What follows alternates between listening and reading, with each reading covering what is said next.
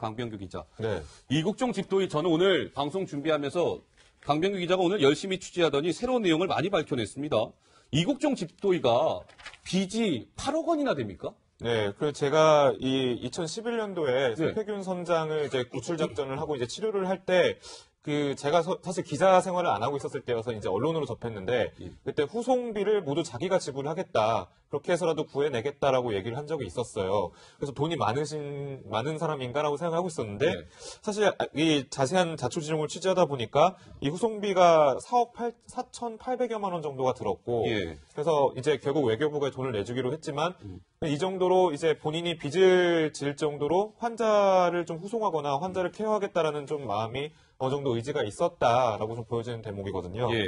근데 이제 실제로도 이제 8억의 빚을 지고 있는 게 대부분 살펴보면 이제 환자를 치료하기 위해서 본인이 이제 대신 돈을 내고 해서 진 빚이라고 하더라고요. 예. 이제 이런 얘기를 갖다가 이제 어제 브리핑에서 기자들이 이제 물어봤더니 예, 이제 그거를 생각하면 하루도 일할 수가 없다. 아하. 돈은 까먹을 거 생각하면 하루도 일할 수 없다. 예. 예, 그리고 돈 생각하면서 치료를 받아야 된다는 게 참 비참한 일이 아니냐. 예. 이렇게 담담하게 소감을 밝혔다고 합니다. 자, 지금 고정현 기자한테 좀 질문을 해야 될 것 같은데, 고정현 기자가 이제 사회부 소속 기자입니다. 채널A 보도본부.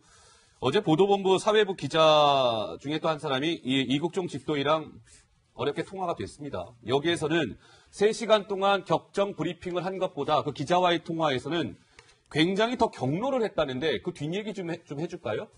예, 맞습니다. 이제 브리핑 하기 전날에 이제 저희 채널A 사회부 기자가 직접 예. 통화를 했는데 많은 말을 했습니다. 김종대 의원 같은 경우에는 저희가 언론이 가서 이간질을 했다 이런 식으로 얘기를 하는데 그 전에 이미 이국종 교수 같은 경우는 현재 사태를 다 알고 있어서 예. 상당히 격정적으로 토론을 했고요. 그뿐만 아니라 이 이국종 교수 같은 경우에는 24시간 이제 아까도 나왔지만 환자만 생각하는 그런 이 의사인데 예. 그리고 이제 저희가 취재를 하다 보니까 처음에 이 북한 기순병사가 왔을 때 매우 바쁜 상황이었는데 네. 1차 수술을 하고 얘기를 조금 나누다 보니까 곧바로 헬기를 타고 다른 환자가 있는 곳으로 직접 헬기를 타고 왔습니다. 그렇군요. 세월호 같은 경우에도 직접 헬기를 타고 세월호 현장까지 간 의사가 이국종 교수 의사밖에 없다. 네. 이런 말이 나올 정도로 24시간 환자만 생각하는 의사인데 이 사태가 계속 진행되면서 예. 자신을 향한 비난과 그리고 전혀 외적인 요소들이 계속 커져가니까 자기는 환자만 생각하고 치료만 해야 되고 24시간 그것만 하는 사람인데 거기에 집중할 수 없다 보니까 여러 가지 격정적인 얘기를 나눴던 것 같습니다. 자, 고 기자, 그 그래픽 화면 좀 김 PD 다시 한번 넣어주겠습니까?